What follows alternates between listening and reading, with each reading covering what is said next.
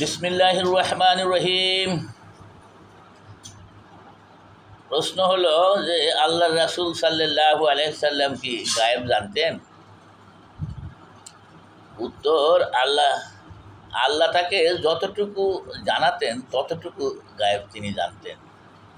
নবী নিজের থেকে গায়েব জানতেন না। সূরা তওবার 101 নম্বর আয়াতে আল্লাহ তার রাসূলকে বলেন, হে রাসূল, মরুবাসী বেদুইন ও মদিনাবাসীদের মধ্যে কিছু মুনাফিক রয়েছে যারা চরমে পৌঁছাইছে, তারা সীমালঙ্ঘন করে গেছে, কিন্তু আপনি তাদের জানেন না। আমি তাদেরকে জানি এবং আমি তাদেরকে দ্বিগুণ শাস্তি প্রদান করব। এখানেই আল্লাহ বলে দিলেন যে আপনি তাদেরকে জানেন না, আল্লাহ জানেন। তার মানে রাসূল জানতেন না, রাসূল গায়েব জানতেন না বিদায় আর আল্লাহ বলেছেন এগুলো আপনি জানবেন না।